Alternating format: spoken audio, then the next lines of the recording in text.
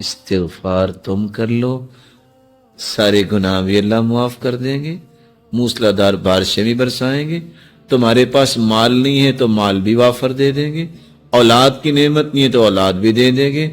تم سارے پھل تو کبھی کھائے نہیں تم نے زندگی میں، تم استغفار کرو اللہ تمہیں باغات کا ہی مالک بنا دے گا،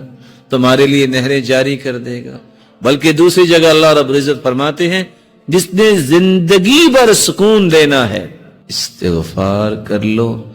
جب تک زندہ رہو گے اللہ تمہیں چین نصیب فرما دے گا۔ امام احمد بن حنبل رحمت اللہ علیہ گھر سے نکلے، مسجد پہنچے،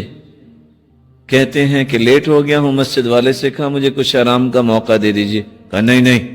ہمارا نظام ہے یہاں نہیں کچھ ہو سکتا، کہا چلو مجھے کچھ یہاں انتظار کا موقع دے دو۔ ابھی یہ بات ہو رہی تھی تو ایک نان بھائی گزرا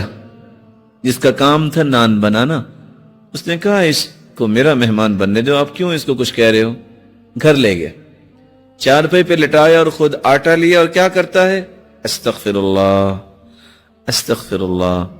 آٹا گوندھ رہا ہے اور ساتھ استغفر اللہ کہہ رہا ہے، اور امام احمد بن حنبل دیکھ رہے ہیں، پوچھتے ہیں آپ کو استغفار نے کچھ فائدہ بھی دیا؟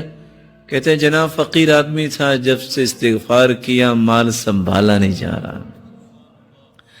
اور جب سے استغفار کر رہا ہوں جو خواہش کرتا ہوں اللہ پوری کر دیتے ہیں،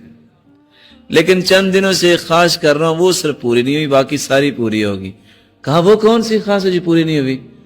کہا میں نے اللہ سے دعا کی تھی یا اللہ، وہ سنا ہے امام احمد بن حنبل ایک ہیں بڑے نیک انسان ہیں، یا اللہ میری بھی ملاقات کروا دے ان سے۔ کہا وہ تو میں ہی ہوں، وَقَدْ جُرِرْتُ إِلَيْكَ جَرًّا، آج میں گھر سے نکلا جیسے فرشتہ شاید تیرے ساتھ ملاقات ہی کروانے کے لیے مجھے لے کے آیا ہے۔